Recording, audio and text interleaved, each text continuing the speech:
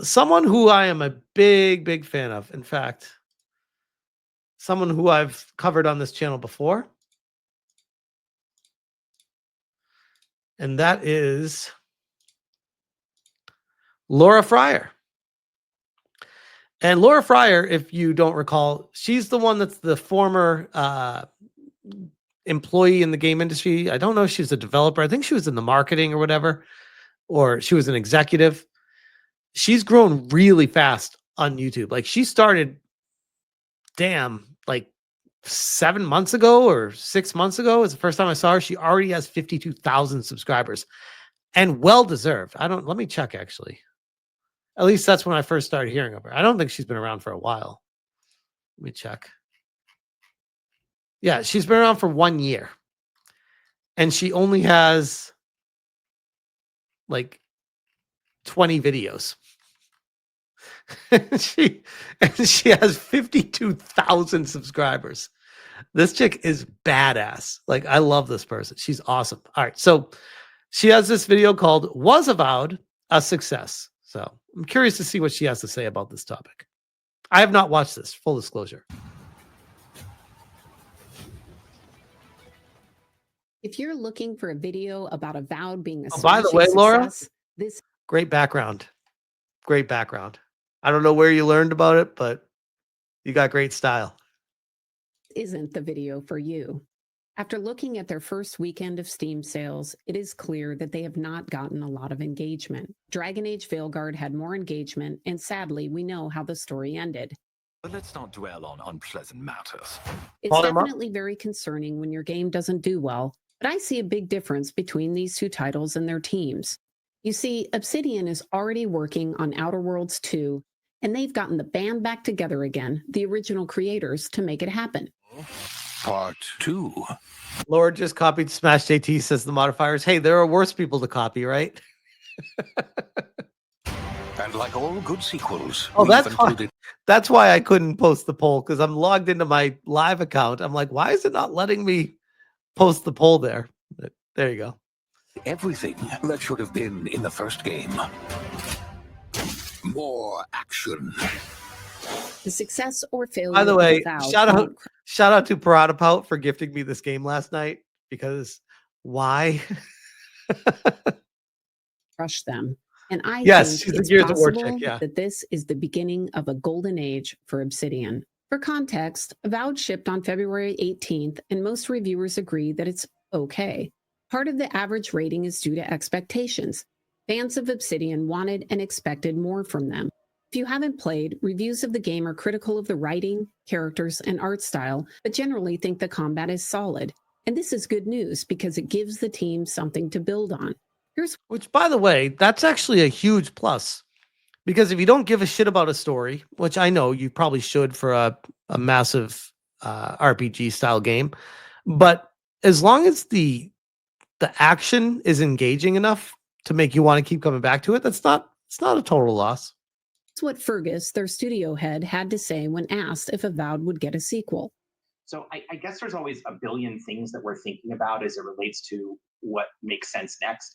I mean, if it's even from the standpoint of like we evaluate and we look at, hey, what we know with Avowed is we've created a really, really great action combat system, right? So what else could that apply to that could interest us more or differently? Keep in mind, this interview was the day after they shipped. They weren't getting a lot of numbers at that point, but even then he could tell what the strengths were of the game. Also, the way he framed his answer to the question tells me that he's not committed to a sequel. This could be because he's hoping it will do well, or it could be because he's made a few games and knows exactly where it's going to land. It's that one. He knows exactly where it's going to land. Like, they already know.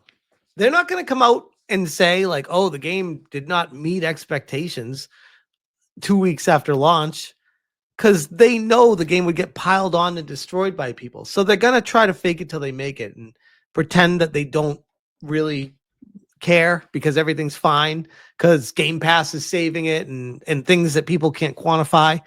But the reality is Game Pass is not saving it. We'll talk about that in a little bit, though. My point is that he clearly understands the reality of his game. So why did they ship the game knowing that it probably wasn't going to be a hit? Well, maybe that's because that wasn't. I mean, I can't get over how her room just looks exactly like mine. I mean, full disclosure, I had mine before her, just so we're clear on. The goal. TM Talk Dollar says Smash keeps her in the trapdoor basement underneath the shack.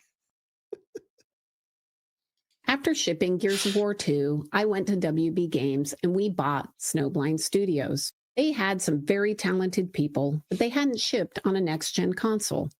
When I started working with them, I asked WB management what they wanted out of Snowblind. What was their expectation for the team? You see, WB was growing really rapidly. They had to learn that making a movie was different than making a game, and they had to think about all these problems that you encounter when you do acquisitions. At the end of that conversation, we had a simple goal. Did I get my wall inspiration from 8-Bit Guy? No, I literally didn't. I wanted something I never saw anyone do before. And when I looked up on Amazon, I was looking for, because there was so much echo in this room, that I was looking for like sound muffling stuff. And these showed up. And I was like, oh, they have these hexagon things or whatever. And I was like, oh, there's different colors. I can just make my own pattern with them. Cool. I've never seen anyone do this before. But of course, there's going to be someone out there that has and be like, oh, Smash stole it from this random person. I'm like, no, it's YouTube. Someone's going to do exactly what I do. So I'm never going to try to claim that she stole it from me or I stole it from someone else. It's like, no, it's a background. People do backgrounds. We needed to build a team that could ship a game on a next-gen console, and we had to survive the acquisition storm. And we did. We succeeded in building a team and we shipped. And many of those team members moved to Shadow of Mordor, which was a hit. That said, War in the North failed financially and critically. It was not a success from that standpoint. Look, no game team starts out aspiring to make an okay game. Developers want to make something critically acclaimed, and they want to stand on the stage and receive all of the applause and industry accolades from their peers. They want to secure financial stability for their team, and then, after it's all over, they want to do it again. It's true, but you know the saddest thing about the game industry is you're only as good as your last game, and the success comes and goes. And it can be really depressing because you can have a massive hit and have it make a lot of money, but then the money will eventually dry up and you'll be like, okay, I need to make something else. And if your passion isn't there, or if the money doesn't dry up and you want to make something else, the games don't come out as good as they originally did. Want to make another game. Unfortunately, life happens. Oh yeah, Shadow of Mordor was awesome. I played, by the way, that is a game that I did play and I love that one. Things don't always go well. In fact, they almost never go perfectly. In fact, I played it like way back when it launched. I barely remember it because I played it. I think I beat it. And I barely remember it. I just remember loving it. Game development. That's just how it works. Even the best War of the North? I've dreams never heard can of be that one. dashed on the rocks of reality. Here's the thing. Obsidian is delivering. They delivered Avowed. They continue to ship. And being able to ship a game after being acquired by another company is a miracle all on its own. I've been on both sides of the acquisition party, and I can tell you it's tough on both teams. So I applaud the team at Obsidian for shipping. They should feel great about getting Avowed out the door. Also, given the current state of Xbox game studios, you can't take shipping for granted. It's a big deal. Xbox needs games on Game Pass. They have spent billions of dollars acquiring studios and starting up new ones. She's showing this one. Of all the B-roll footage to use, she's using this one. That's great. And you know, she's like, I'm really proud of them for shipping this game. Then she shows that B-roll. That's amazing. many of them are still burning through cash with no ship date in sight. For example, look at the Initiative Studio. They were started in 2018. They've had at least one major reset, and they still haven't. Perfect Dark is going to be an absolute shit show, by the way. Shipped. They are located in Santa Monica, which means they're. I would love to be wrong, but Costs are extremely high. So even if they do make it out the door, it will be incredibly difficult for them to earn back the money that was Perfection. spent. It would need to be a monster hit. Then you have Undead Labs. They were acquired in 2018. They doubled in size and added multiple locations. Growth may make sense, but it also adds risk. Trying to work with remote teams and doubling in size is a huge challenge. You have to onboard all the people, they have to learn your culture. By the way, your culture's changing because you were just acquired. Also, from reports in 2022, it sounds like Undead Labs has been struggling with their culture. We'll likely never know exactly what happened, but there were reports of mismanagement, bullying, and concerns from employees that the studio had embraced a patronage culture, that they were hiring only their friends in key positions. Which is a massive problem, especially in AAA. Which is also very concerning. That's a bad freeze frame. I don't want her in the target. Hold on. I've gone through branding. That's also a massive problem because you've seen it with the people that were recently laid off by BioWare, where like Patrick Weeks and the other writers were like, hey, looking for a job. I have experience. It's like, yeah, but you suck. But they're going to get hired. You know they're going to get. Look at Corinne Bush got hired. Like jumped ship as it was burning down to the ground. And even he got hired. So there's and he got hired by an old boss at BioWare from Skeleton Key. Like there's a massive problem with nepotism in the game industry. Massive. Exercises before. Sometimes it can really help to bring the team together, but it takes a lot of time away from making the game. It may end up being the right choice and will speed up their development, but at this point, State of Decay 3 will have to be a massive success in order to make back its money. Those are just two examples of the many struggling studios at Xbox. When I part look of at the that problem landscape, with game development is they start making a game with the idea of, okay, what's trendy? What can we kind of build off of to make money? Instead of, hey, I got a great idea for a game. I'm very passionate to make this game. We need to build this game to make it come to fruition and get the right people in the right positions to make it happen. That used to happen back in the day. I don't see it happening much anymore.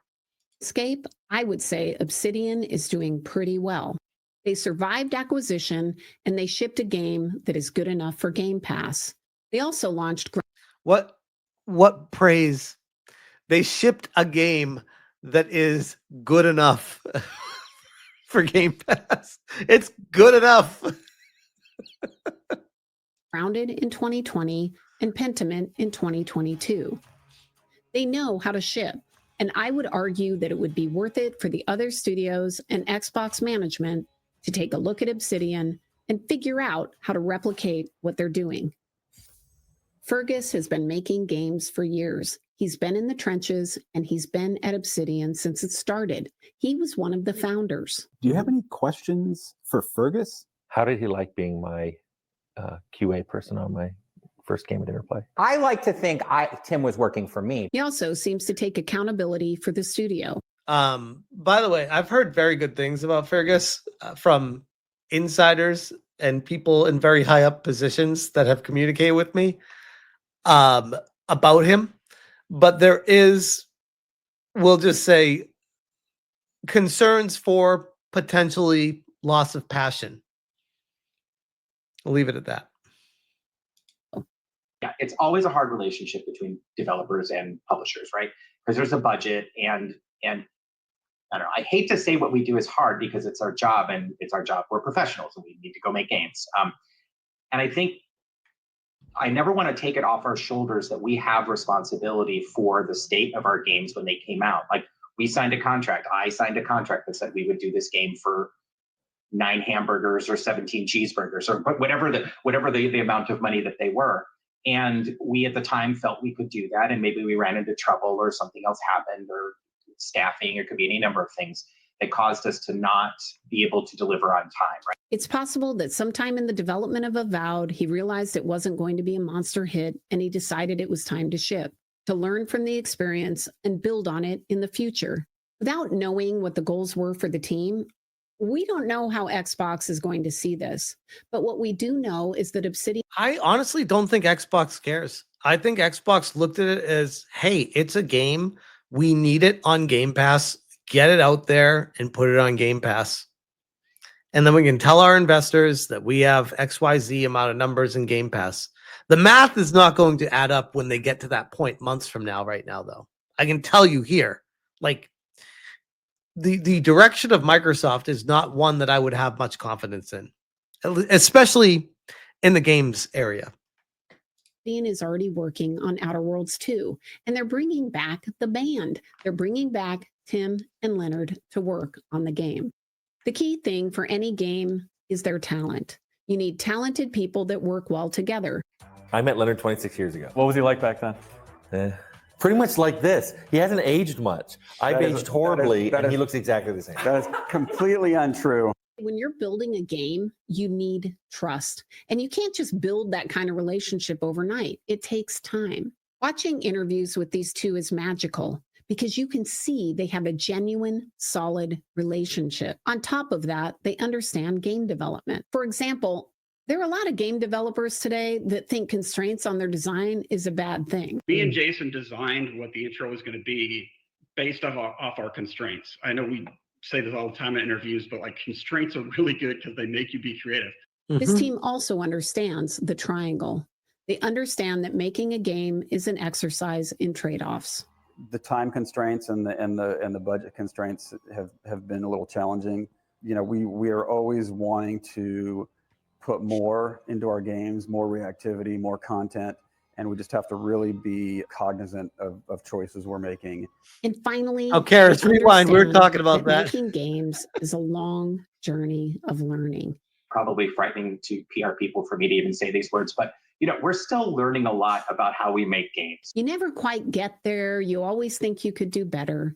And that is one of the keys to being successful. I think Outer Worlds 2 has an opportunity to be a big success for Xbox. I hope that it does very well, and I hope that Xbox leadership can see what I'm seeing with Obsidian, that Xbox will take a hard look at their struggling studios and see what they can learn from Obsidian.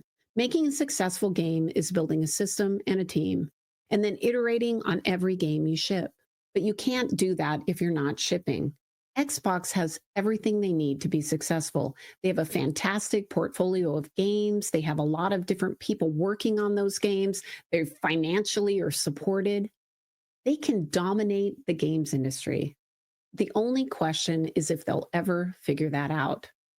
And maybe, just maybe, Obsidian is the key.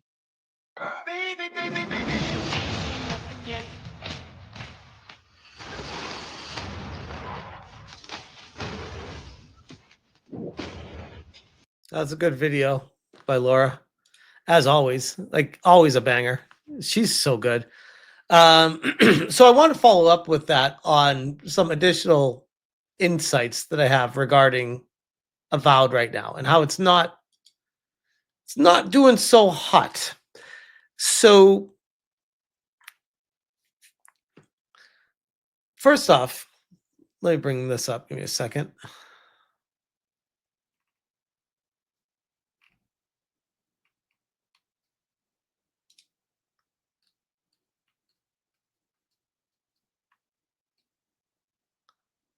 We have this website that was shared with me by someone privately. I've never heard of PK Insight before, but apparently they're like a source for numbers and stuff. I was like, all right, whatever. I'll play this game, you rogue. Avowed boasts 5.9 million players in first month, leaving Indiana Jones 1.9 million behind. So you read this and you would think that Avowed is a roaring success. You'd be like, holy shit, 6 million players in Avowed? That's a lot of people that have played this game. Avowed from Obsidian, latest reviewers already praised the title, giving it a decent Metacritic score. Today, we have discovered that the title has surpassed the likes of Xbox's previous first-party title, Indiana Jones. According to Mind Game data, estimations, in the first month, Avowed generated 6 million players worldwide, while Indiana Jones only had 4 million players. Hence, Avowed gained almost 2 million more players from the detective puzzle adventure title. The data estimation was derived by considering Game Pass users, Steam concurrent players, the game's search volume, and others. So this is what amounts to a guess. So they're stating it with a lot of confidence that it's like, look at this, it's generated this. We're guessing it based off of this. While it does not give fully accurate figures compared to the official one, it still gives a good idea of how the game is performing. Meanwhile, the data also provides Call of Duty Black Ops 6 performance, which has generated 26.2 million players in the first month. This is obvious because Call of Duty is one of the biggest first-person shooter franchises in gaming industry. So they make it sound like this is a massive win for Xbox here, but then you dive deeper into the numbers, and you know, I mean, it's okay. Sorry. Here's the chart they posted. Sorry. But you look at the numbers, and just do the math real quick, and you say, wow, 6 million Avowed players sounds like a lot, until you realize that there's roughly 34 million Game Pass subscribers. That's about a 17% play rate. Less than 1 in 5 Game Pass users have even accessed Avowed. Less than 1 in 5. Less than. Not 1 in 5. Less than 1 in 5 people have accessed this game.